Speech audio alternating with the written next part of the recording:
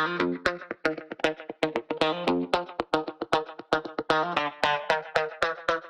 médiathèque est heureuse de vous accueillir ce soir pour le premier café citoyen Habiter la Terre dans un monde abîmé. Nous entamons un partenariat avec l'Université populaire et citoyenne de Roubaix autour de la thématique de la transition écologique. Et nous accueillons ce soir le philosophe Patrick Vivray autour de son livre La traversée du temps des chenilles à celui des métamorphoses, écrit avec Julie Chabot. Bonsoir. C'est un extrait de Nos cabanes. Faire des cabanes. Imaginer des façons de vivre dans un monde abîmé.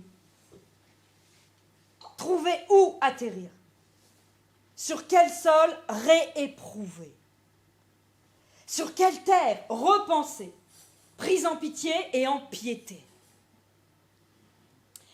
Mais aussi sur quels espaces en lutte. Discrets ou voyants. Sur quel territoire défendu? Dans la mesure même où ils sont réhabités, cultivés, imaginés, ménagés, plutôt qu'aménagés. Faire des cabanes. Pas pour se retirer du monde. S'enclore, s'écarter, tourner le dos aux conditions et aux objets du monde présent. Non, pas pour se faire une petite tanière dans des lieux supposés préservés et des temps d'un autre temps, en croyant renouer avec une inconnue, une innocence, une modestie, une architecture première de fables d'enfance. Des matériaux naïfs, l'ancienneté et la tendresse d'un geste qui n'inquiéterait pas l'ordre social. Non, faire des cabanes. Mais non pour leur faire face autrement à ce monde-ci et à ce présent-là, avec leur saccage, leur rebut, mais aussi leur possibilité d'échapper. Faire des cabanes au bord des villes, dans des campements, sur les landes, et au cœur des villes, sur les places, dans les joies et dans les peurs.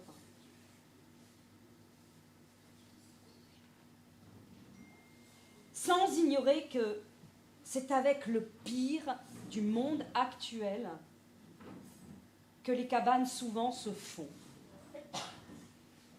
Et qu'elles sont simultanément construites par ce pire et par les gestes qui lui sont opposés.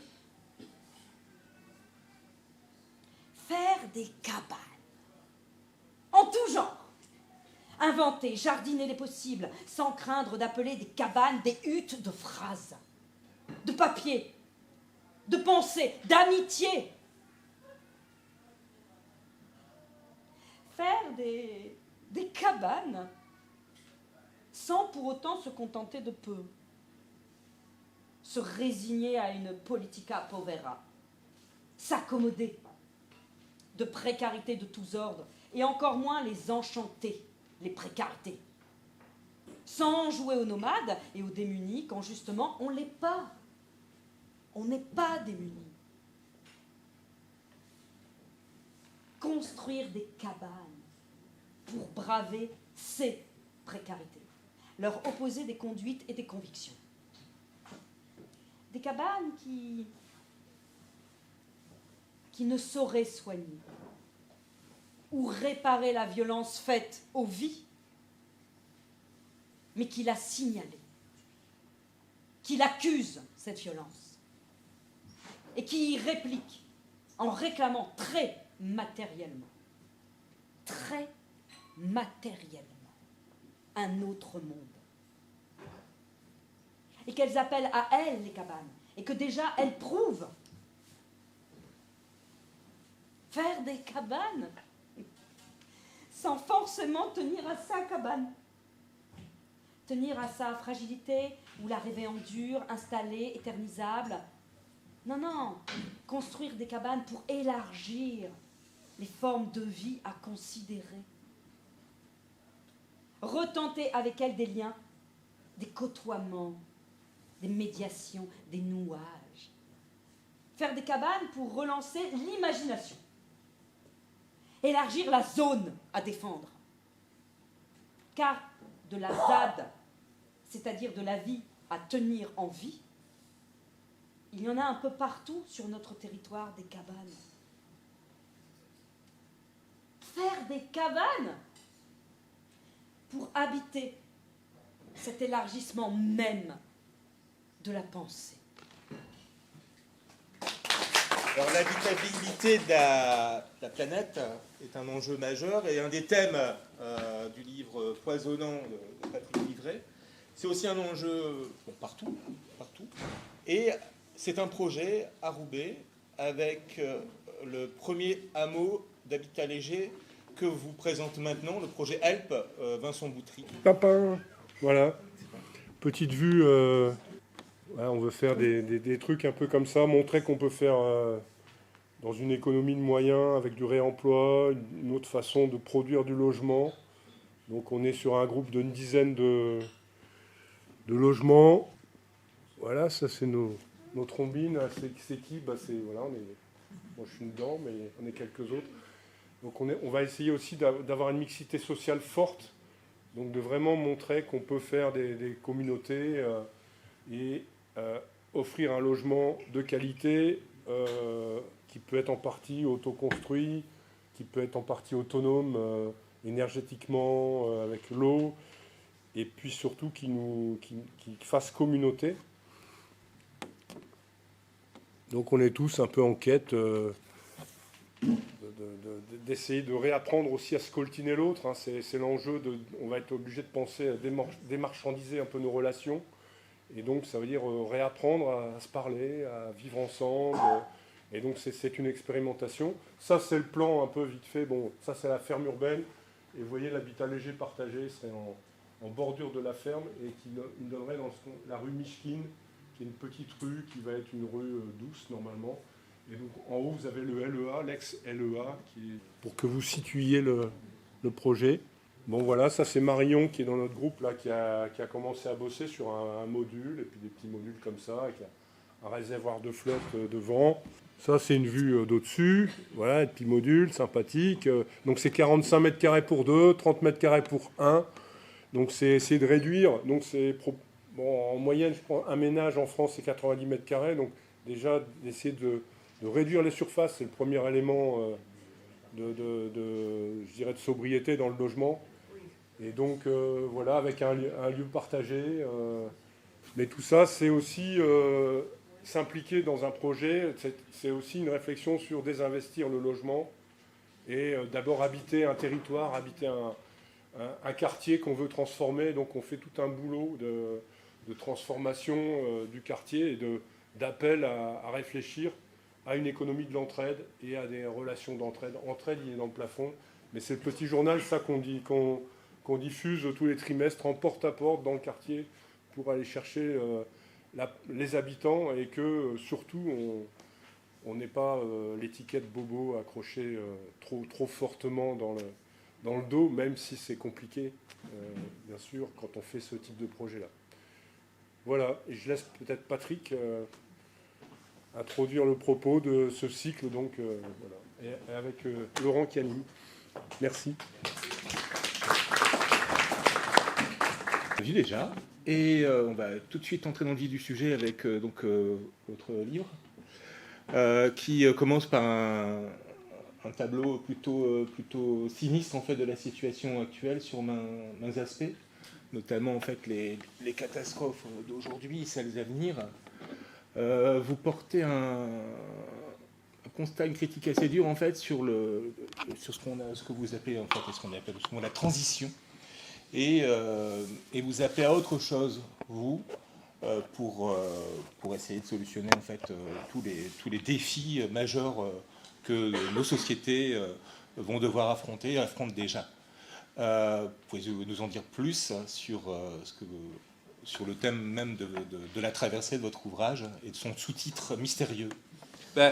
D'abord, effectivement, sur l'approche qui reste dominante en termes de transition, on est assez sévère en disant que la transition, elle a été largement sabotée par les acteurs qui auraient eu les moyens politiques, financiers, médiatiques de la réussir si ils en avaient pris les moyens. Quand on regarde, par exemple, dans les années 80, comment des groupes pétroliers aussi importants que Exxon aux États-Unis ont fait faire des études sur le dérèglement climatique. Les études ont montré que, un, il y avait bien des règlements, que deux, ça allait avoir des conséquences considérables pour l'avenir.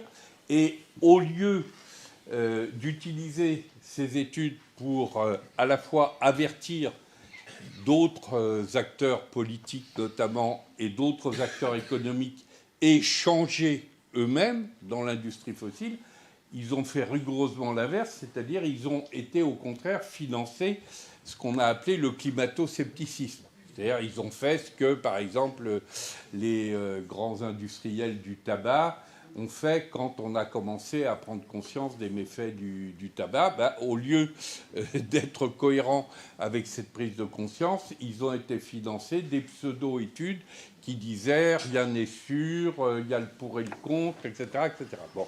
Donc ça, c'est ce qu'on peut appeler de la transition sabotée. Ça ne veut pas dire du tout qu'il n'y a pas d'autres acteurs qui, eux, sont parfaitement de bonne foi et qui continuent à œuvrer pour une véritable transition qui soit en plus juste socialement, etc. Ce n'est pas du tout l'objet du bouquin que d'aller débiner les amis qui sont sur ce terrain-là et qui se revendiquent de la transition. Mais en termes de lucidité sur la situation, c'est important d'aller repérer des acteurs qui, eux, ont des moyens financiers, politiques, médiatiques, qui sont tout à fait considérables. Et eux, ils ont véritablement saboté ce qu'ils appellent eux-mêmes la transition. Une fois qu'on a dit ça, évidemment, on est vite saisi par une vision assez désespérée de la situation, parce que si on continue à raisonner en termes de transition et si on fait le déni par rapport à ce sabotage d'une grande partie de la transition, évidemment, il faut bien reconnaître que non seulement les choses n'avancent pas assez vite, assez profondément, mais que même, dans un certain nombre de situations, elles reculent. Et donc, si on continue à raisonner avec ce schéma-là, on est vite renvoyé à ce que des gens comme Pablo Servigne évoquaient dans leur livre Comment tout peut s'effondrer, c'est-à-dire des logiques de sauve qui peut, d'aquabonisme, pour reprendre un de leurs termes, ou de survivalisme, quoi. Chacun essaye de se sauver comme il peut dans son coin, etc. On a choisi, avec Julie, d'aller reprendre un thème qui n'a rien de très original, puisque c'est une des structures les plus permanentes dans l'histoire même du vivant, et que d'autres auteurs, en particulier comme Laurence Baranski et Jacques Robin, puis ensuite Edgar Morin, avaient eux-mêmes repris, qui est le thème de la métamorphose. Pourquoi le thème de la métamorphose ? Parce que, outre le fait que lui s'inscrit dans une structure connue du vivant, y compris du vivant humain, nous sommes des êtres de métamorphose. Il n'y a qu'à voir, regarder ce qui s'est passé dans notre vie prénatale, le phénomène même de la naissance, les premières années de la vie, des bouleversements tels que la puberté, des bouleversements ultérieurs jusqu'à la mort elle-même, qui peut être considéré dans la catégorie de métamorphose. Il y a un livre célèbre qui s'appelle « La mort est une métamorphose ».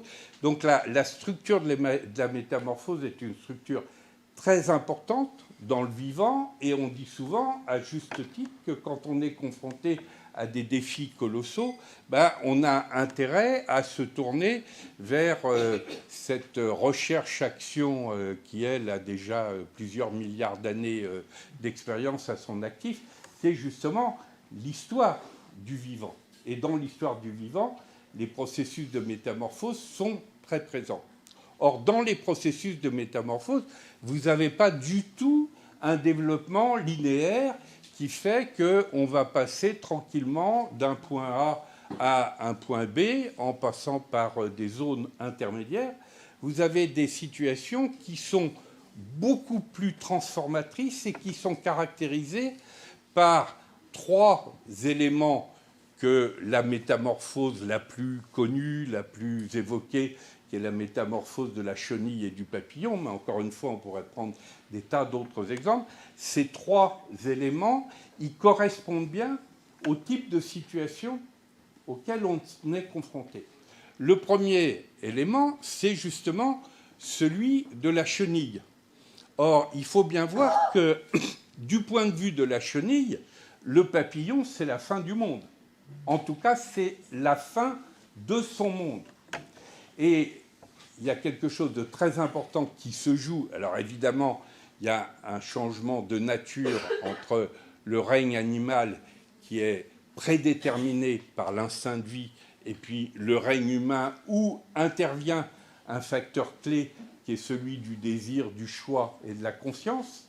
Mais si on utilise cette métaphore, avec les limites de toute métaphore, on voit bien que les temps marqués par la rétractation sont des temps très importants à comprendre, à nommer et à prendre en compte. Si on raisonne en termes de transition, ces temps-là, on ne va pas les voir, ou souvent, on ne veut pas les voir. Or, tout ce qui se passe actuellement est caractérisé par des phénomènes très importants de peur, de rétractation ou d'intérêts contradictoires, qui ne sont pas de même nature. Ce n'est pas la même chose d'avoir, par exemple, des intérêts de grands pétroliers qui ne veulent pas entendre parler, on l'a vu encore à la COP 28 en Arabie Saoudite, qui ne veulent pas entendre parler d'une sortie des énergies fossiles parce que eux, leur profit, leur argent, il est complètement centré sur ce terrain-là. Donc là, il y a des batailles assez classiques par rapport à des acteurs qui ont des intérêts considérables, des intérêts financiers, et qui utilisent les ressources financières qui sont les leurs pour intervenir auprès des politiques, auprès des médias, etc. Ce n'est pas le même problème que celui, par exemple, d'un petit agriculteur qui se trouve étranglé et qui, dans son système de représentation, a l'impression que c'est la faute aux écolos parce que derrière les problèmes qu'il rencontre, on va lui dire ben, tout ça c'est parce qu'il y a trop de normes. Qui a voulu les normes, c'est les écolos et les ONG. Et donc, du coup, le petit agriculteur, pour prendre un exemple récent, va se retrouver embarqué dans une représentation de son combat qui est directement l'héritier de sa peur, mais qui va être complètement contradictoire avec ses propres intérêts. Parce qu'il suffit de regarder la situation. Les intérêts, par exemple, des petits agriculteurs sont extrêmement différents et même en partie contradictoires des intérêts des gros céréaliers. Et en particulier, si vous prenez le président actuel de la FNSEA, qu'on a vu sur toutes les radios et les télés au cours de ces derniers temps, on ne peut même plus dire que c'est un agriculteur. C'est un grand gestionnaire de holding de plusieurs sociétés qui a exploité les failles des anciennes lois agricoles pour disposer d'un certain nombre de terres qui elles-mêmes bénéficient des financements de la Commission européenne qui sont essentiellement assis sur la taille des exploitations. Et donc, si vous raisonnez en termes d'intérêt, il y a une forme de contradiction totale entre des petits paysans, qui sont plus des paysans que des agriculteurs, et puis par exemple des grands bénéficiaires, y compris en termes de revenus, qui ont des revenus au-delà de 4 000 € par mois, etc. Simplement, comme ça s'est passé dans les années 30, si vous raisonnez en termes émotionnels, et là on va retrouver quelque chose qui va nous intéresser du point de vue de l'approche en termes de chenilles, en termes émotionnels, vous pouvez avoir des attitudes qui n'ont rien à voir avec des intérêts rationnels. Déjà dans les années 30, quelqu'un comme William Reich avait caractérisé ça comme ce qu'il avait appelé des phénomènes de régression émotionnelle. Qu'est-ce que la régression émotionnelle? Parce qu'il partait de la question pourquoi est-ce que les ouvriers de l'époque, qui devraient considérer que leurs problèmes viennent du capitalisme, au lieu de se retourner contre le capitalisme et de se déporter plutôt du côté des partis socialistes et communistes, étaient au contraire fascinés par les partis fascistes et nazis. Si on raisonnait en termes marxistes classiques de rationalité d'intérêt, on ne pouvait pas comprendre. Si on raisonnait en intégrant le facteur émotionnel, à ce moment-là, on tombait sur un élément clé de compréhension, qui est que le riche, le puissant, le capitalisme, tout ça, c'est loin, loin, loin, tandis que celui qui est sur la dernière marche, quand on est soi-même sur l'avant-dernière marche, celui-là, il est très concret. Celui-là, on le connaît. L'immigré, le lumpen prolétariat, la personne qui vient juste après nous, ça, c'est très concret. Et donc, si on a des démagogues qui sont suffisamment habiles pour exploiter cette peur, qui est la peur du déclassement pour soi-même ou pour ses enfants, et qui dit la source du problème, c'est pas l'organisation d'un système global qui produit le déclassement. La source du problème, c'est l'assistanat, c'est celui qui est sur la marge en dessous, c'est l'immigré qui vient de rentrer, etc. Eh bien, on crée des phénomènes qui vont permettre ensuite à des mouvements de type fascisant de prospérer, y compris avec des appuis de catégories populaires. Donc, je ne rentre pas non plus dans le détail de tous ces éléments qui méritent d'être analysés plus finement, puis on essaye de le faire dans le bouquin, mais c'est juste pour vous montrer que quand on prend au sérieux le premier temps dans une métaphore chenille-papillon, qui est la question de prendre au sérieux le temps des chenilles, on voit bien qu'on va intervenir sur quantité d'éléments qui vont être autant de nature émotionnelle que de nature rationnelle en termes de contradiction d'intérêt économique, qui vont toucher des domaines qui vont être autant dans l'ordre de l'intime que dans l'ordre de l'écologie, de l'économie, du politique, etc. Et tous ces éléments doivent être pris en compte. Si on ne les prend pas en compte, on va passer à côté du problème et on va s'interdire de pouvoir écouter et parler avec l'ensemble des personnes qui sont pour la plupart d'entre elles des victimes, mais qui se retrouvent dans cette posture de chenille. Le deuxième élément à prendre en compte, à l'autre bout de la chaîne, c'est celui qu'on vient de voir avec la présentation de Vincent, c'est pour autant, même dans des situations qui peuvent paraître à bien des égards sombres, il y a dans le processus chenille-papillon un élément clé qu'on appelle les cellules imaginales. Les cellules imaginales, c'est celles qui, alors même qu'on est encore au stade de la chenille, vont porter l'avenir, qui est celui du futur papillon. Et là aussi, si on établit une métaphore, avec les limites de toute métaphore, parce que là, ce n'est pas de l'ordre de l'instinct, c'est de l'ordre du choix, du désir, donc aussi de la démocratie, c'est tout ce qui, dans nos sociétés, est porteur de créativité, est porteur de force de vie. Et que ces forces de vie, elles puissent être à un niveau limité, encore expérimental, ou à des niveaux plus larges, ou relever simplement de l'intime de nos vies, elles sont à prendre en compte. Et quand vous avez le processus chenille-papillon, ce qui se passe, c'est que dans un premier temps, les cellules imaginales, elles sont déjà présentes, dans la phase de la chenille, mais les anticorps de la chenille vont les empêcher de se développer parce que, encore une fois, du point de vue de la chenille, le papillon, c'est la fin du monde.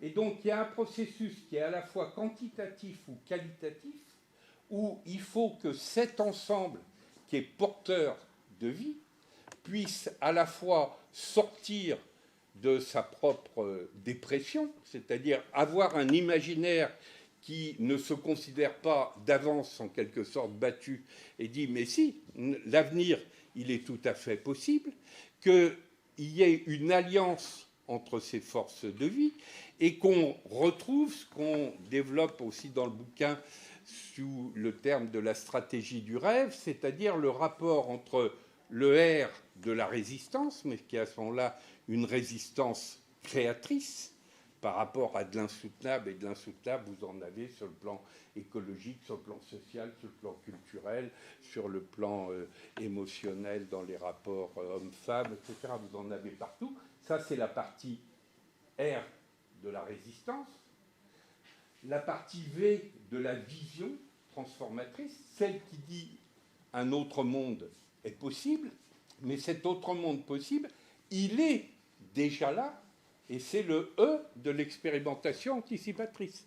C'est l'équivalent de ce que Vincent vient d'évoquer avec les habitats écologiques légers partagés, et des expérimentations de ce type qui sont porteuses d'avenir.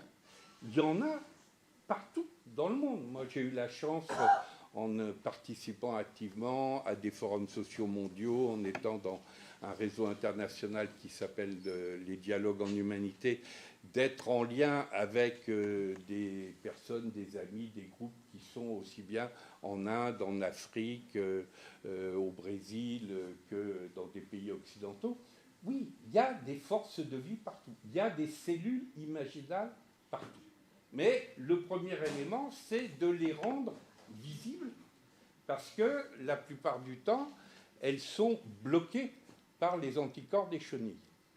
Une fois qu'on a mis en place ces deux éléments, mieux comprendre ce qui se passe du côté des tentes des chenilles, mieux repérer ce qui est déjà à l'œuvre porteur de force de vie, avec notamment toutes ces expérimentations anticipatrices, à ce moment-là, on peut s'intéresser au troisième élément présent dans la métaphore chenille-papillon, qui est la question de la chrysalide.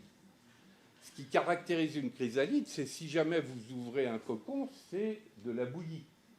Mais en réalité, c'est une bouillie créatrice. C'est un chaos, mais c'est un chaos qui est potentiellement créateur. Simplement, pour qu'il soit créateur, encore faut-il justement que la perspective positive des cellules imaginales du papillon soit prise en compte. Et qu'à un moment donné, cette forme d'alliance entre les forces de vie l'emporte sur les peurs et les rétractations de la chenille. Bref, il faut à la fois assumer le fait qu'on est souvent et probablement de plus en plus confronté à des situations de chaos, parce que le chaos résulte de plus en plus des forces contradictoires qui vont s'opposer par rapport au temps des chenilles, mais ce chaos peut être créateur. Et donc tout l'enjeu, c'est effectivement comment on est à la fois, c'était la fameuse phrase de Gramsci et Romain Rolland qui disait « Il nous faut allier le pessimisme de l'intelligence à l'optimisme de la volonté ». En tout cas, il nous faut être à la fois complètement lucide sur l'importance, la gravité des enjeux auxquels les collectifs humains de toute nature se trouvent confrontés, parce que sinon on est d'emblée hors sol, hors champ par rapport à la réalité des défis. Mais il nous faut aussi cultiver l'optimisme de la volonté, et là c'est la question du désir qui est importante. Vous savez, comme souvent les mots et l'histoire des mots est significative. Par exemple, le mot désir, c'est le contraire de la sidération, parce que sidus en latin dans la représentation latine de l'univers, il y avait un univers sublunaire qui était considéré comme complètement immobile, c'était l'univers de l'éternité. Et ça, c'est ce qu'on appelait l'univers sidéral.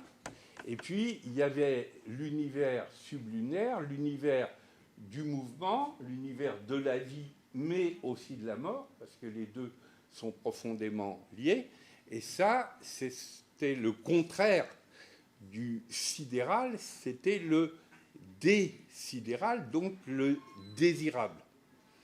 Et la grande question, effectivement, ça fait effectivement belle lurette qu'on n'a plus cette représentation de l'univers sur le plan physique, mais sur le plan psychologique, ça continue à nous dire quelque chose d'essentiel, qui est que quand on est dans un état de sidération et qui nous conduit à une forme d'immobilisation et d'impuissance, comment sort-on d'un état de sidération? On en sort par l'énergie du désir.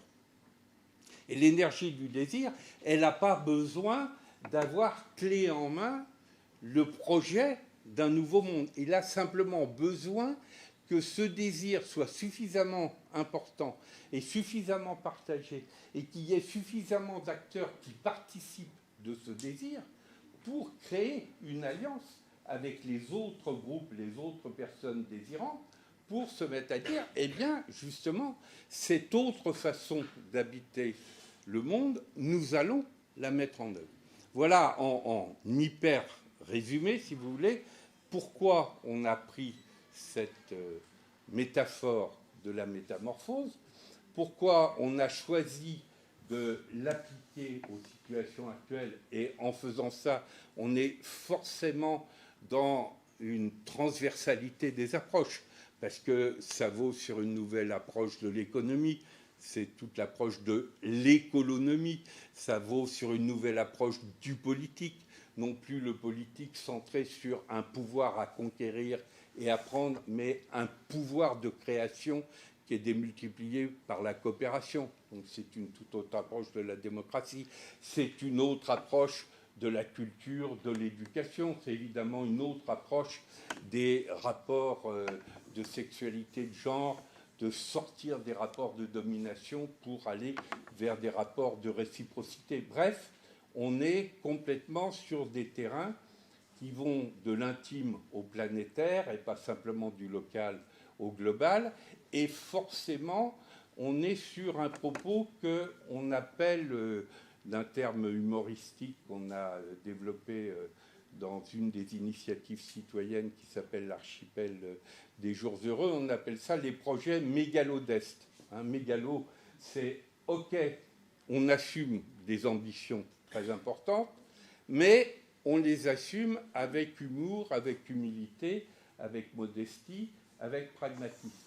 Et c'est pour ça que la structure du livre, c'est après une première partie de plaidoyer pour dire voilà pourquoi il nous semble qu'il vaut mieux utiliser ce cadre de référence de la métamorphose plutôt que d'autres cadres tels que la transition, mais aussi tels que des cadres qui sont bien connus, qui est celui de la réaction ou de la révolution, c'est-à-dire des cadres qui, à un moment donné, sont habités prioritairement par des idées d'ordre. Alors, dans les approches en termes de réaction, il faut revenir à un ordre ancien qui a été perturbé, mais la révolution, c'est aussi une idée d'ordre. Et d'ailleurs, au point de départ, l'idée de révolution, au sens physique du terme, c'est on marche sur la tête et on rétablit par un processus révolutionnaire un ordre dont on n'aurait jamais dû se sortir, mais c'est aussi habité par l'idée d'ordre. Et donc, l'approche en termes de métamorphose, elle nous semble beaucoup plus dynamique parce qu'il ne s'agit pas de revenir à un ordre ancien, imaginaire, rêvé ou fantasmé, mais il ne s'agit pas non plus, par une espèce de coup de baguette magique, de croire qu'on va remettre une société sur ses bases parce qu'on aura identifié quelques acteurs particulièrement pervers auxquels on aura ôté le pouvoir, l'argent, les médias, etc. Non, c'est un processus très profond où nos sociétés, mais aussi nous-mêmes dans nos propres vies, on a à vivre ce processus de mutation et de métamorphose. C'est-à-dire, par exemple, les chenilles, elles sont aussi en nous. Il suffit de regarder nos propres peurs, nos propres rétractations, etc. Donc, identifier, y compris dans nos propres vies, dans nos propres groupes de proximité, qu'est-ce qui relève des chenilles, qu'est-ce qui relève des forces de vie, des cellules imaginales, souvent le déficit d'imaginaire que nous avons, le déficit de désir, qu'est-ce qui relève aussi de la chrysalide, de la traversée du chaos, etc. Tout ça, ce n'est pas simplement pour autrui, c'est aussi quelque chose qui est adressé à nous-mêmes, aux forces avec lesquelles nous nous sentons plus en lien, etc. Donc, si vous voulez, ça, c'est pour ça que dans la première partie du livre, on dit il nous semble que ce modèle-là est plus adapté aux défis que nous vivons que les modèles de type transition, réaction, révolution, etc. Mais ensuite, c'est toute la deuxième partie du livre. C'est pour ça qu'on l'a baptisé livre chantier. C'est de dire, c'est pas nous avec nos petites mains et nos petites têtes qui allons dire ce qu'il faut faire partout et dans tous les domaines.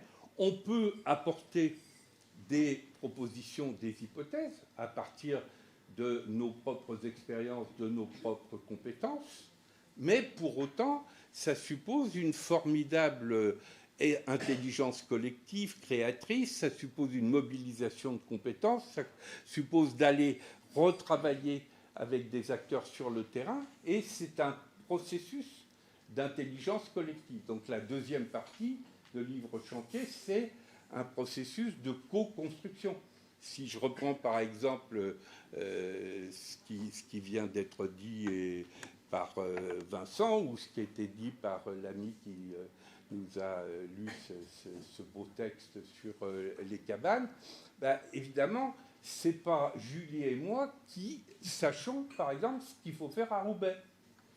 Là, ce qu'on peut faire, c'est venir écouter, dire, tiens, on connaît d'autres expériences à d'autres endroits, ça pourrait être intéressant de les mettre en lien. Voilà un cadre de référence qui vaut ce qu'il vaut. Est-ce qu'il vous paraît utile, pas utile? Est-ce que vous en avez d'autres, etc. Mais vous voyez, c'est cette interaction-là. Ce n'est pas des gens qui, en surplomb, vont dire là, la solution, partout, sur tous les domaines, c'est celle-là. C'est-à-dire le processus même d'intelligence créatrice qui fait qu'on va partir du terrain, on va partir des compétences, on va partir des expériences, on va partir y compris des difficultés, des peurs, des rétractations, etc. Et que c'est à partir de ça qu'on va mettre en œuvre ces forces de vie et cette alliance des forces de vie.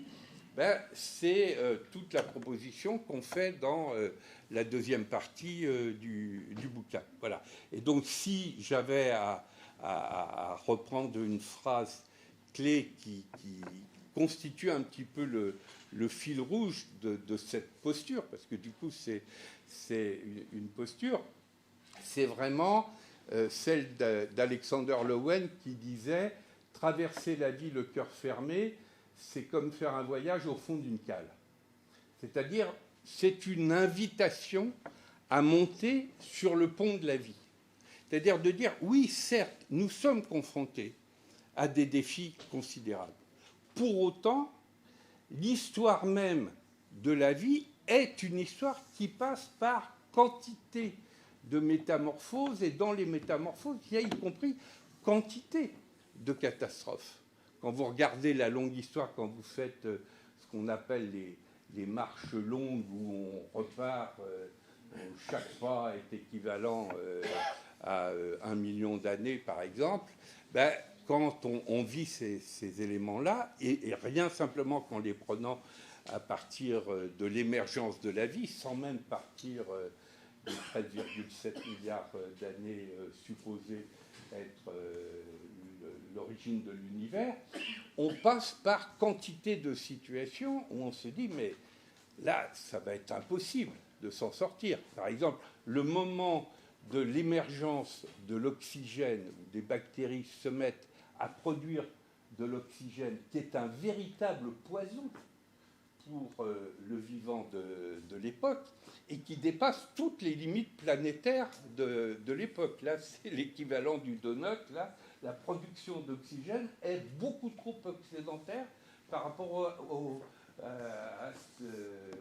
vivant de l'époque qui se nourrit de carbone, et l'oxygène est un véritable poison. Puis il y a une formidable métamorphose qui se produit et qui s'appelle l'invention de la respiration.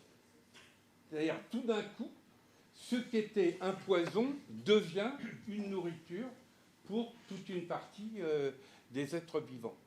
Quand vous voyez l'émergence de la sexualité par rapport au mode de clonage qui était le mode le plus simple de l'époque, l'émergence de la sexualité est un bouleversement radical dans l'histoire du vivant. Simplement, avec la sexualité, vous voyez deux autres éléments qui apparaissent. La singularité, parce qu'à ce moment-là, chaque être vivant va être radicalement singulier, et la mort. C'est-à-dire, cet être radicalement singulier qui va naître, il va croître, il va mourir.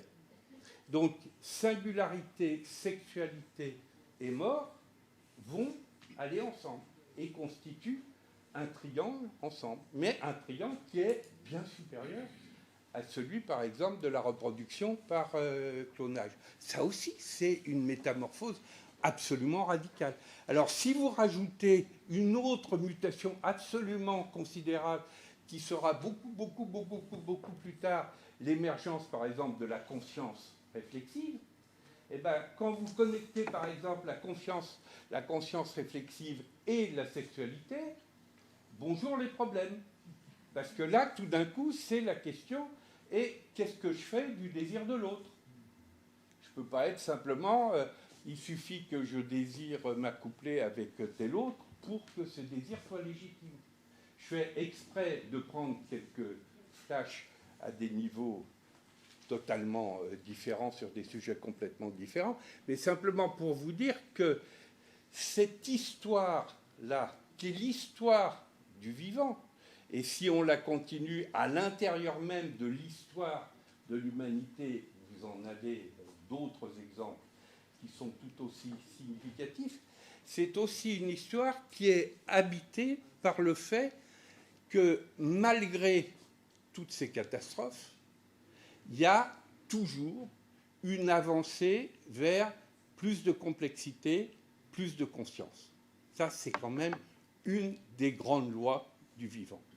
Et ça, c'est plutôt quelque chose qui se trouve du côté du papillon et des cellules imaginales que du côté de la chenille.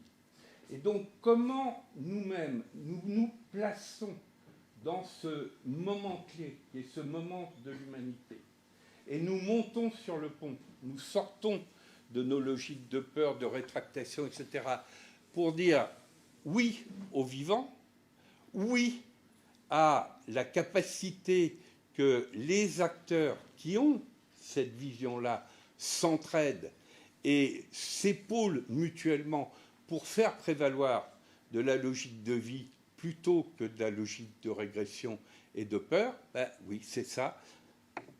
Osons monter sur le pont, faisons en sorte que l'expérience même de la vie soit une expérience suffisamment passionnante pour donner envie à d'autres, en particulier à nos enfants, à nos petits-enfants, etc., eux aussi, de continuer ce voyage parce que le détour en vaut la peine. Voilà ce que je peux dire en introduction de l'échange.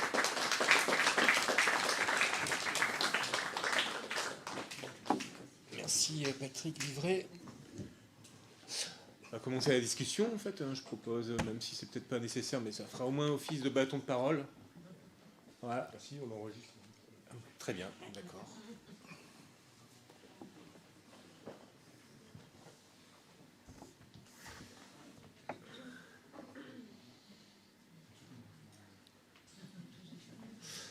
Ça, c'est les effets de sidération. J'ai une question. Si on rajoute un dernier indicateur qui est la temporalité, est-ce qu'on ne va pas être pris de vitesse?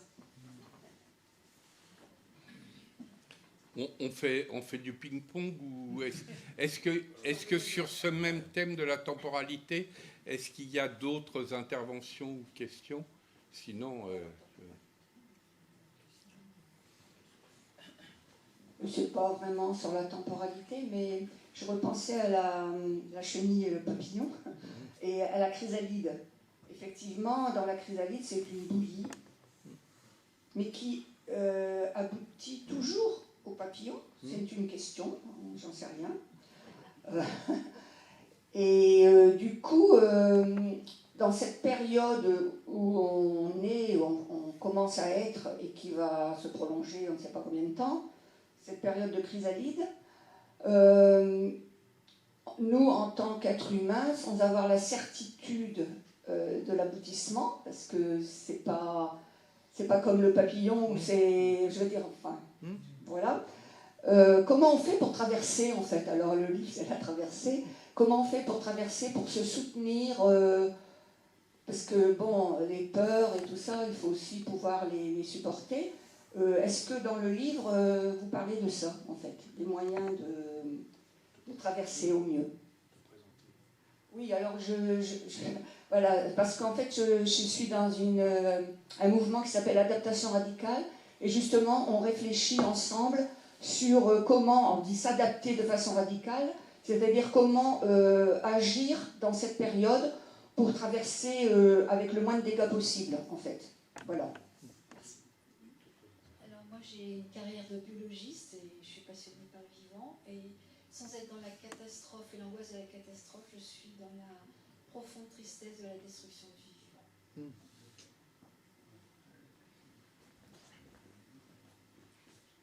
Question liée à la temporalité et au chaos. Le chaos peut s'organiser, se complexifier et avoir été une force de vivant. À partir du moment où on lui laisse peut-être le temps de se construire, versus l'efficacité et donc le déterminisme qu'on nous propose en disant ben oui, on a des solutions toutes faites et on ne peut pas laisser faire n'importe quoi entre guillemets au niveau du chaos. Donc c'est un peu cette dialectique entre les deux. Présente-toi. Ah, Philippe Ladonche, je suis de l'UPC. 3, c'est bon. Oui. On reviendra sur les... Mais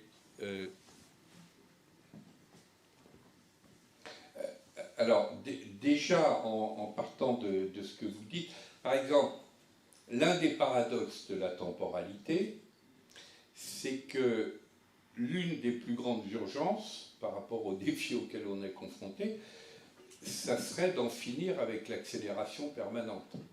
Ça serait de ralentir.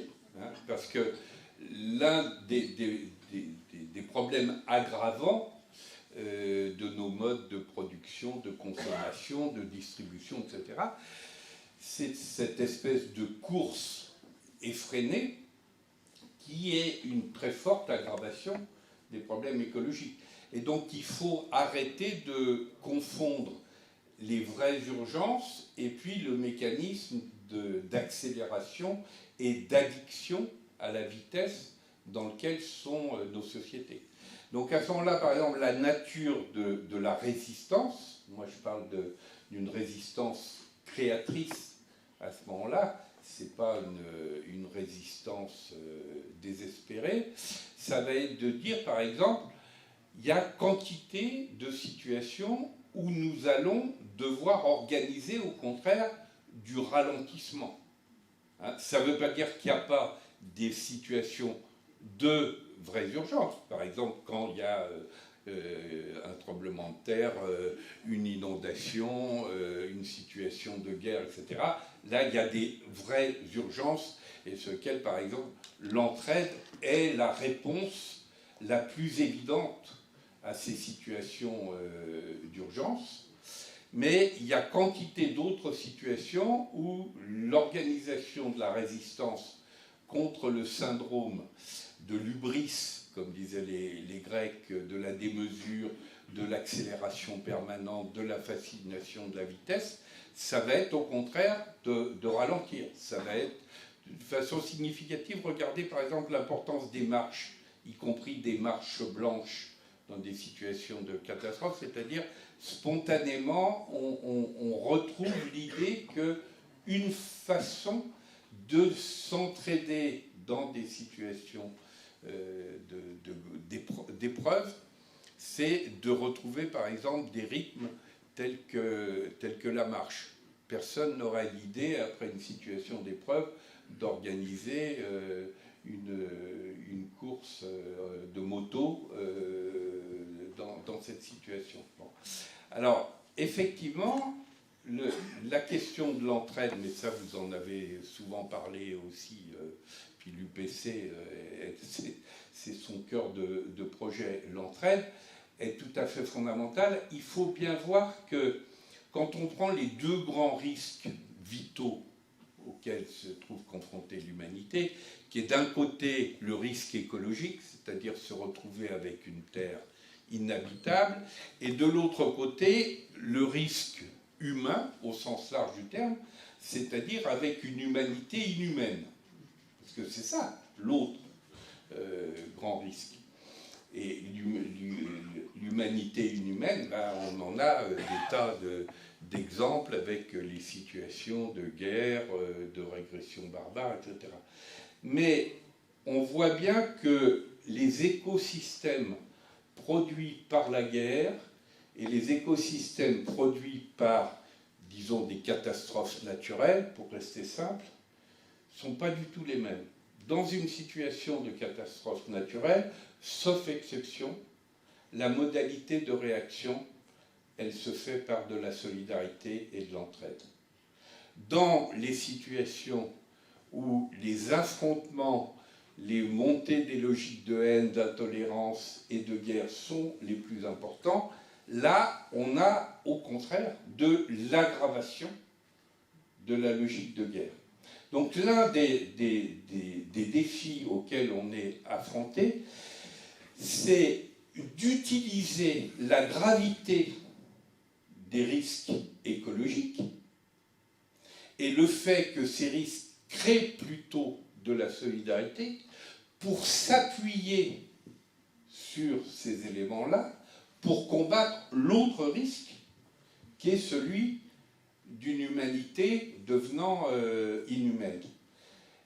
C'est évidemment pas pour dire faisons la politique du pire et aggravons les catastrophes naturelles partout où c'est possible. Mais comme de toute façon on les a à cause de ce que vous avez dit et de la tristesse que vous évoquez légitimement à cause des paquets d'aveuglement, d'irresponsabilité, etc., qui ont conduit à cette gravité du côté des risques écologiques, comme de toute façon on les a, est-ce qu'il n'est pas important justement d'en faire un usage contre l'autre risque? Parce que l'autre risque, lui, il peut nous rendre la Terre inhabitable simplement parce qu'une humanité qui est engagée dans des logiques de haine, d'intolérance et de guerre mutuelle, là, quand bien même la nature serait préservée,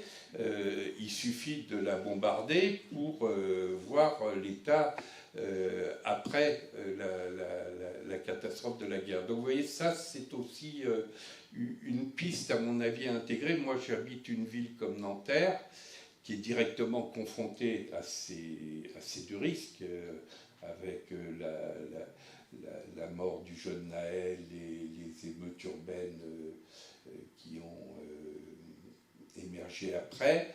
Et il y a par ailleurs un conseil de la transition écologique à Nanterre, et jusqu'à maintenant c'était dans des cases différentes. Ben, justement, on essaye d'établir un lien entre les enjeux sociaux et les enjeux écologiques pour faire jouer les réponses en termes de force de vie à l'intersection de ces deux questions. Vous m'en voulez pas si j'oublie des tas de choses au passage, vous n'hésitez pas à me relancer si j'ai oublié des choses. Et est-ce que c'est possible d'avoir un peu d'eau? Parce que comme je prends des médocs qui assèchent la gorge. Merci beaucoup.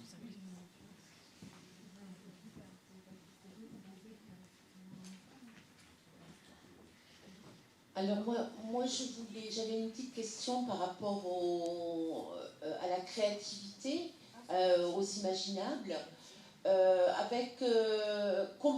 Ma question c'est comment l'organiser. Ça part un peu dans tous les sens, c'est très dispersé. Il y a des initiatives de tous les côtés. Et il me semble que à un moment donné, mais c'est peut-être subjectif, pour avoir une visibilité, pour avoir une force, dans cette espèce de mise en place transversale des choses, ça fourmille un peu partout. Comment organiser cette métamorphose pour qu'elle prenne corps?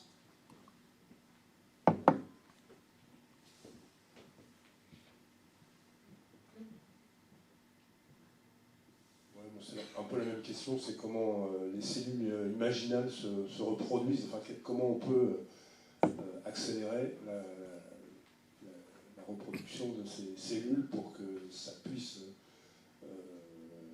vraiment se transformer. Par quel bout, enfin nous, voilà, on essaie de le faire ici à Roubaix, comment on peut faire? Moi j'ai une autre question, c'est que on est sur une planète où il y a quand même plusieurs milliards d'habitants et des différences culturelles énormes dans les façons de faire. On connaît encore assez bien ici en France, localement, comment ça se passe, mais pour arriver, les forces de vie d'un point de vue planétaire, est-ce qu'il y a quelque chose de ce côté-là?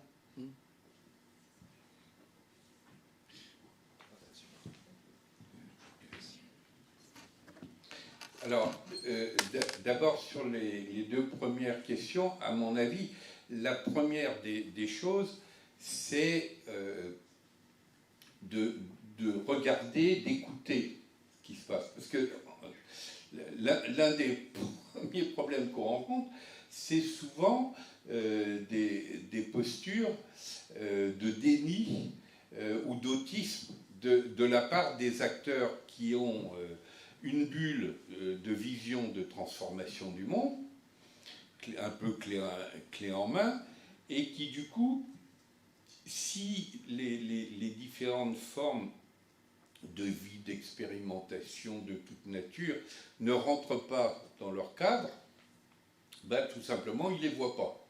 Ou alors ils vont les considérer comme marginales. Donc la première des choses, c'est de se mettre à l'écoute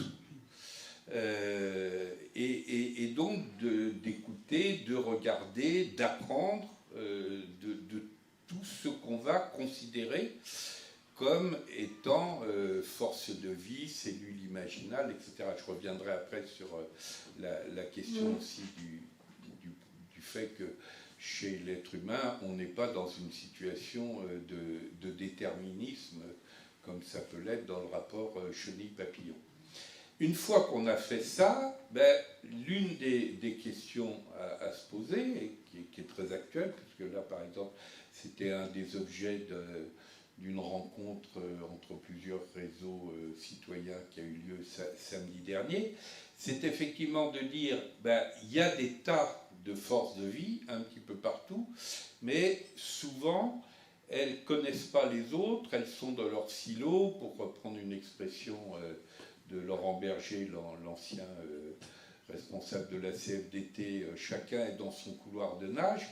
Donc il faut pouvoir inventer l'équivalent de ce que par exemple des artistes appellent une scène ouverte, hein, c'est-à-dire une situation dans laquelle il y a un commun à co-construire, l'équivalent d'une scène, donc qui fait qu'on va participer d'une même aventure collective, mais cette scène, elle ne va pas être prédéterminée avec des gens qui veulent dire la pièce qu'on va jouer, c'est celle-là. Donc c'est une pièce qu'on va co-construire et dans laquelle on va utiliser les différentes forces de vie qu'on aura repérées. Par exemple, si je prends simplement la situation d'un pays comme la France, on a repéré, rien que sur l'année 2024, quantité d'initiatives qui sont déjà prévues. Donc il y a de l'énergie, il y a des moyens, il y a des dates, il y a des lieux qui sont prévus. Il y a un nouveau tour d'Alternativa, il y a un forum social européen à Marseille. À la mi-mars, il y a une rencontre initiée par les associations du collectif de la transition citoyenne pour préparer les enjeux des municipales de 2026 et puis les enjeux des législatives, mais justement dans une logique de coopération et pas dans des logiques de compétition entre forces, comme ça se passe souvent sur le plan électoral. Il y a une rencontre de ce qu'on appelle Transiscope, qui est un outil formidable qui permet de visualiser toutes les initiatives, et il y a l'équivalent sur le plan international. Bref, et puis on en a repéré au moins une quinzaine, rien que pour la France, rien que pour l'année 2024. Mais une grande partie de ces acteurs ne sont même pas au courant de ce que sont en train de faire les autres.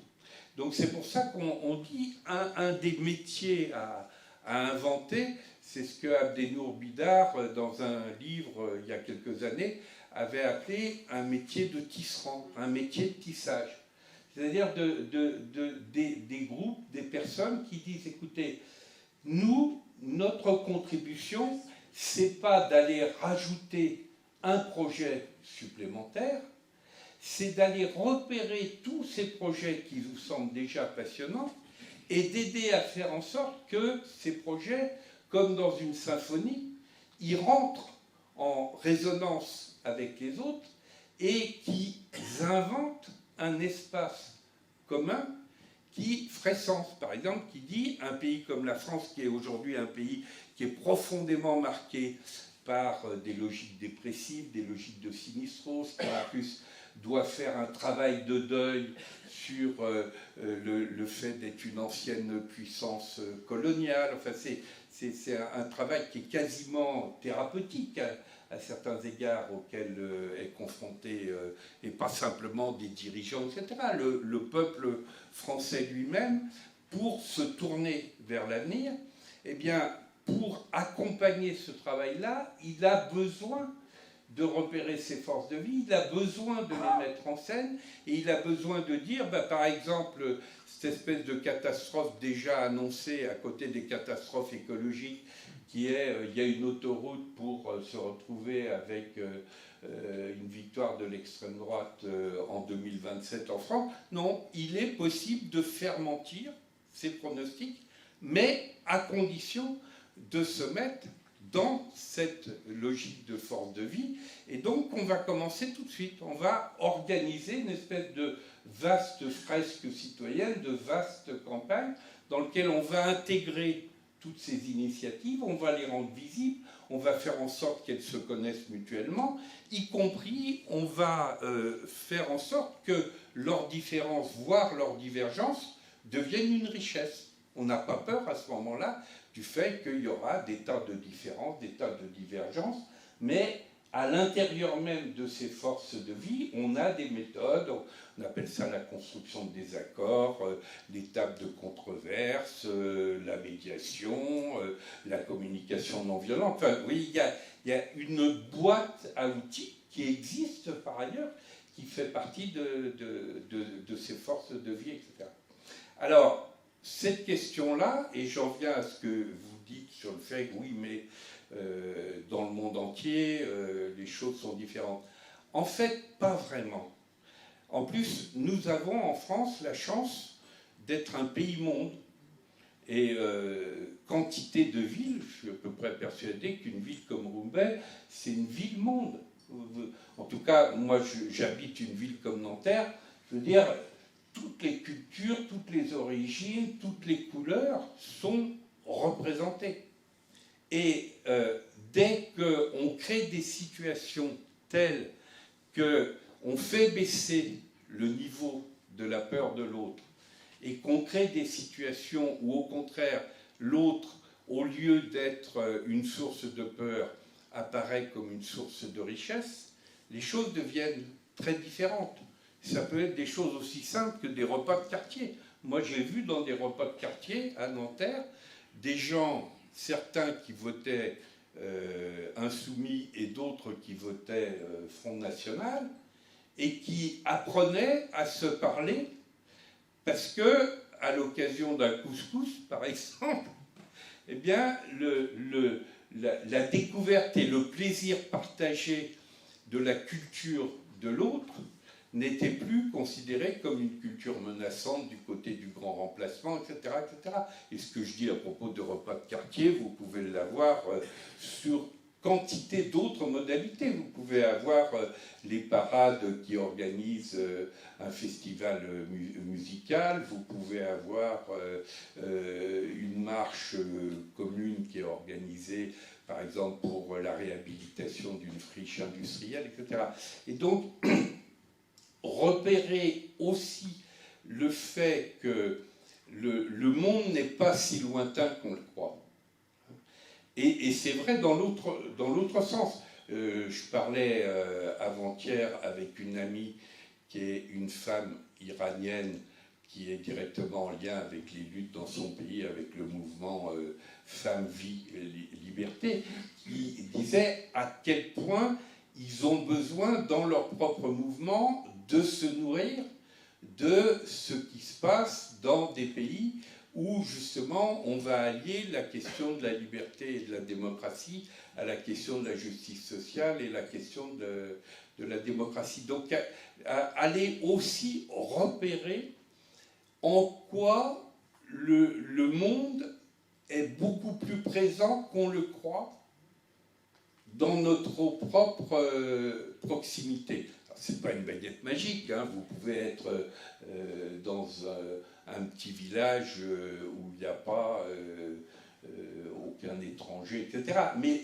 dès que vous vous mettez un petit peu en relation avec les autres, puis alors il suffit de se mettre sur un réseau social, de regarder YouTube, de regarder n'importe quel réseau social, et le monde va être à vos portes, et y compris d'aller au cinéma, et vous allez trouver cette pulsation du monde, elle est présente. Alors je termine justement, parce que ça fait un lien aussi avec la question, oui d'accord, mais chez la chenille et le papillon, il y a un processus déterministe. Alors il y a des fois où ça ne va pas jusqu'au papillon, hein. Le déterminisme peut aussi avoir des phénomènes de blocage, mais quand on greffe ça sur la question du bon usage chez des êtres humains, de cet élan de vie qui à ce moment-là ne se réduit pas à un instinct de vie, c'est-à-dire l'élan, il faut y intégrer chez les humains du désir et de la conscience. Et ce désir et la conscience, ce n'est pas simplement la projection par quelques-uns de ce désir et de cette conscience, c'est la question du désir et de la conscience partagée. Et là, on tombe sur la question de l'entraide. Par exemple, dans ce que Vincent nous a proposé tout à l'heure, elle, c'est habitat écologique, léger, partagé. La question du partage, elle devient à ce moment-là déterminante. Parce que c'est ça qui va permettre le saut qualitatif et qui fait qu'on ne sera pas dans du pur déterminisme, mais que l'élan de vie ne se réduit pas à de l'instinct. Il fait intervenir du choix, du désir, et donc aussi, quand il y a du désir partagé, ça s'appelle quoi? Ça s'appelle de la délibération. Donc ça s'appelle des espaces démocratiques, mais vous sentez bien que cette démocratie-là, c'est pas la démocratie où il s'agit de savoir c'est qui le prochain mâle dominant qui est censé régler nos problèmes dans X années. C'est, on est confronté à des défis, on a besoin de se mettre ensemble autour d'une table au sens virtuel ou au sens réel du terme, de rassembler le maximum d'informations, de compétences, y compris de controverses, pour mettre en pratique ce qui n'est pas à ce moment-là de la démocratie discontinue, une fois tous les X années, mais de la démocratie continue, non pas de la démocratie délégative qui fait qu'il y a quelques personnes qui sont censées avoir un chèque en blanc une fois tous les X années, mais une démocratie où le lien entre la participation et la vraie représentation, qui n'est pas de la délégation, se met en place. Une démocratie où il y a un haut niveau de délibération, parce que souvent on est confronté à des questions complexes et qu'il ne suffit pas de dire il n'y a qu'un faucon. Hein. Si on avait à reprendre des exemples tels que le problème agriculture-écologie, on pourrait faire tout à fait cette démonstration. Et à ce moment-là, on a besoin d'une forme démocratique qui met en œuvre de l'intelligence créatrice. Là, tout ça, voilà, c'est quand je reprends la toute première question, c'est, voilà, on a cette possibilité, par exemple, dans les années qui viennent, et dans un pays comme la France, d'inventer ce que serait une scène ouverte commune qui mettrait en œuvre des processus de ce type. Et puis c'est vrai pour la France, mais évidemment il y a des tas de forces qui se posent les mêmes questions à l'échelle mondiale. Par exemple, il y a un forum social mondial en Inde à Katmandou au mois de février, et qui se pose à l'échelle européenne. Par exemple, le Forum social européen qui va se tenir en avril à Marseille, ça peut être aussi un lieu pour délibérer de ce type de questions, mais à l'échelle européenne.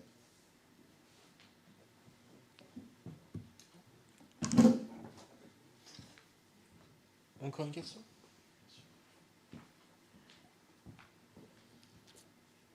Oui, merci. Oui.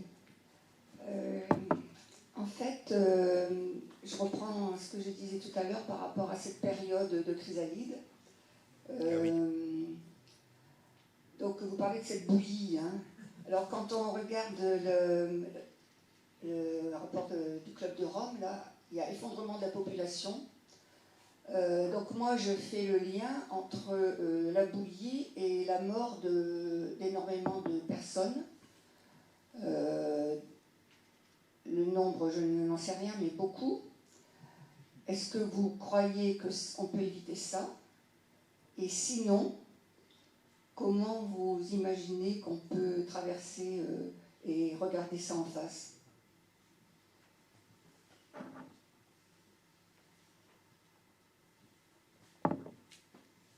C'est la seule question, c'est celle sur la mort, là. Alors, d'abord, c'est important de faire face à la question de la mort sous toutes les formes.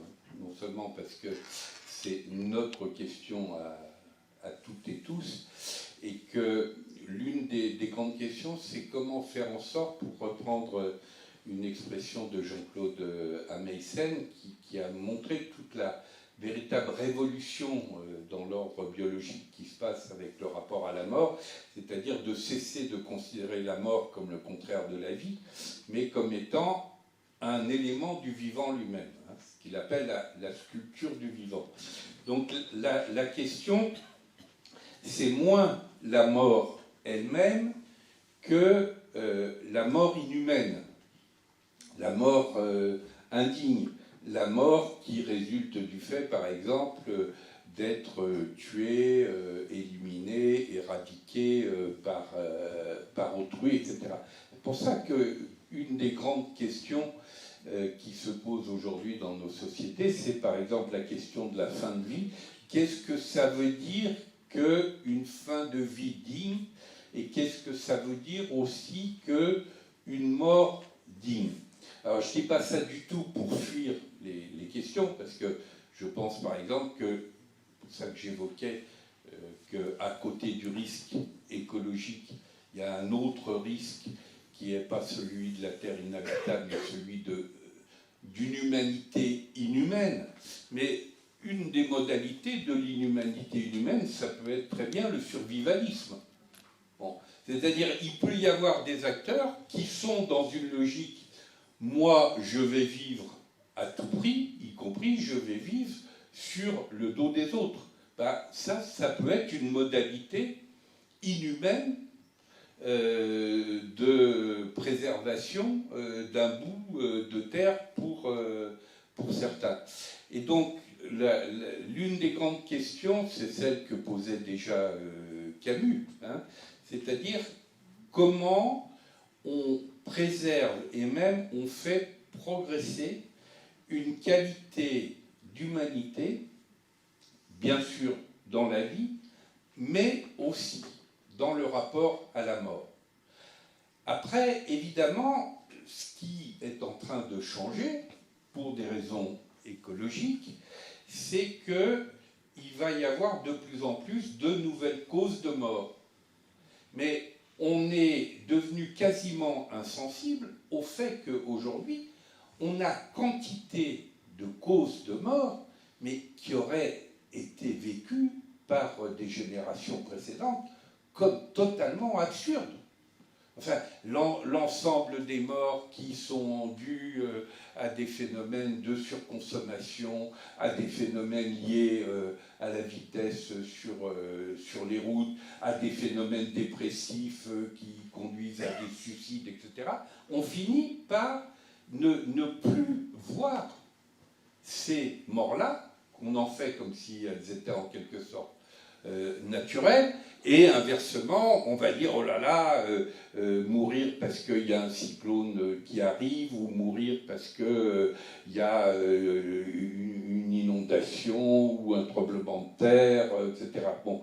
Mais évidemment, il faut tout faire pour prévenir, et quand on n'a pas prévenu, de réagir en termes de résilience, et donc d'entraide par rapport à ces risques-là.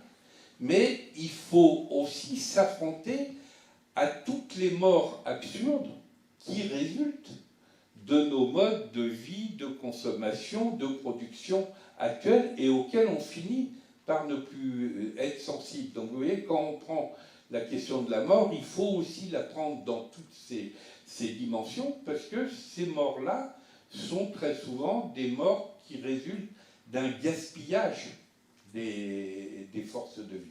Je ne sais pas si ça répond à votre préoccupation, mais moi, c'est comme ça que je ressens la question.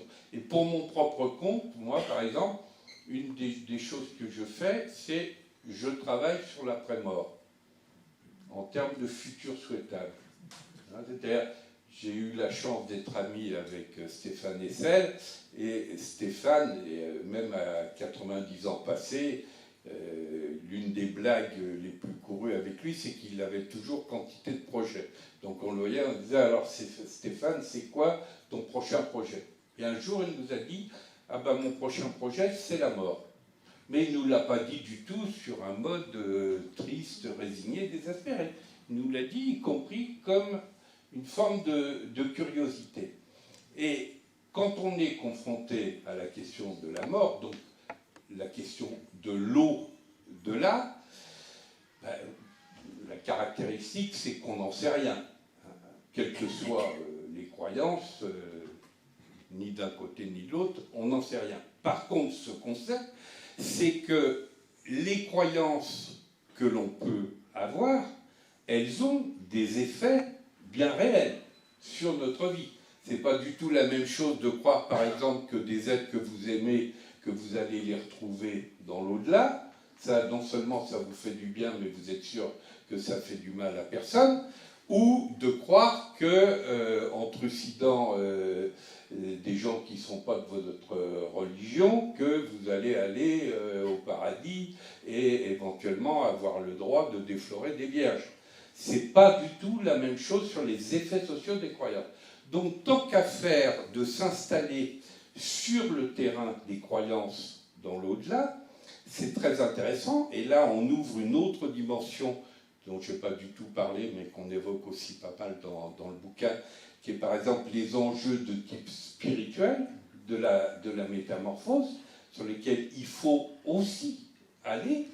Ce n'est pas du tout la même chose que ces enjeux qui nous amènent à nous poser notre question de plus grand que nous, du rapport à l'univers, soit traité dans des conditions telles que ça nous fasse grandir en humanité, ou qu'au contraire, ça nous amène plutôt à développer des logiques aggravées de guerre, du sens ou d'intolérance, etc.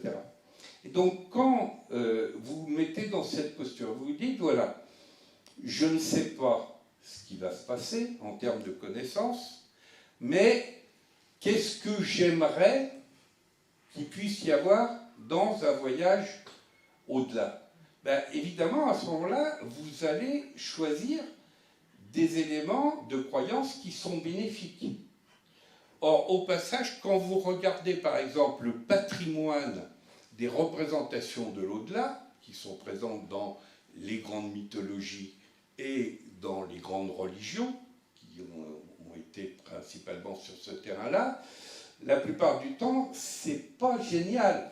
Parce que soit c'est les représentations infernales, donc évidemment là, c'est pas particulièrement du côté du désirable, soit les représentations positives qui sont censées être du côté paradisiaque, passez-moi l'expression, elles sont extrêmement chiantes. Comme dit Woody Allen, la vie éternelle, c'est long, c'est long, c'est long, surtout vers la fin. Bon. Et quand vous prenez par exemple Dante, qui a écrit aussi bien l'enfer que le paradis, franchement, l'enfer est infiniment plus intéressant que le paradis. Et donc, tant qu'à faire du côté de l'imaginaire, pourquoi ne pas produire un imaginaire de l'au-delà qui, lui, serait beaucoup plus intéressant, beaucoup plus souhaitable, beaucoup plus désirable, etc. Et donc, moi, j'ai commencé à faire ça pour mon compte personnel, et j'ai commencé à en parler à d'autres amis, y compris des amis qui sont totalement agnostiques ou même athées. Par exemple, j'en parle à Edgar Morin.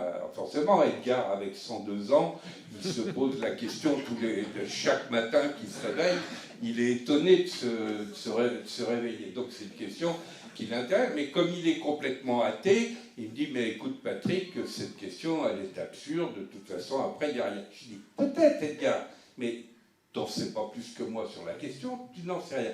Par contre, à supposer qu'il y ait un au-delà possible, qui t'aimerais rencontrer, par exemple, dans cet au-delà? Edgar me dit, ah là, moi quand même, ça, si j'avais la possibilité d'avoir un long entretien avec Pascal et Montaigne, ça quand même, ça me brocherait bien. Je dis, écoute Edgar, ça se prépare, ça se prépare. Donc les effets de rétroaction sur notre propre vie, du fait d'envisager un avenir désirable, au-delà, ont des effets positifs. Et depuis que moi je me suis placé dans cette situation-là, d'abord, ça m'a évidemment beaucoup décontracté, y compris dans le rapport au temps. Moi j'ai 75 ans, donc évidemment, le nombre de choses dont je sais déjà que je ne pourrais pas les faire, là, elles sont beaucoup plus importantes que les quelque chose que je me sens encore capable de faire. Donc ça, c'est quand même très décontractant dans le rapport au temps. Et puis ça me permet aussi de dire, tiens, il y a quantité de choses, je ne les ai pas vraiment bien faites, ou pas suffisamment, ou il y a d'autres potentialités que je n'ai pas vécues. Bref, je me construis un voyage absolument magnifique. Donc j'ai plus peur de la mort, j'envoie balader toutes les croyances mortifères que je peux rencontrer à droite et à gauche, et j'organise des échanges de préparation au voyage de l'au-delà avec celles et ceux que ça branche. Voilà. Merci. Ah oui, là il est 20h15, faut Oui, pas que... c'est ça. Parce que comme les trains pour Paris sont limités, là, il faut que je fasse attention à l'heure. Mais c'est Vincent qui me contrôle. Hein. Bon. Merci. Si vous voulez, Dorit, Céline est restée ouvert rien que pour nous. Alors si vous voulez poursuivre cette discussion entre nous, vous êtes les bienvenus. La prochaine rencontre, ce sera avec Makan Fofana le 22 mars, un philosophe et sorcier, m'a-t-on dit. Donc ça risque... Tu confirmes ? 22 mars. Ministre de la magie. Ministre de la magie. Voilà, je vous remercie, bonne soirée.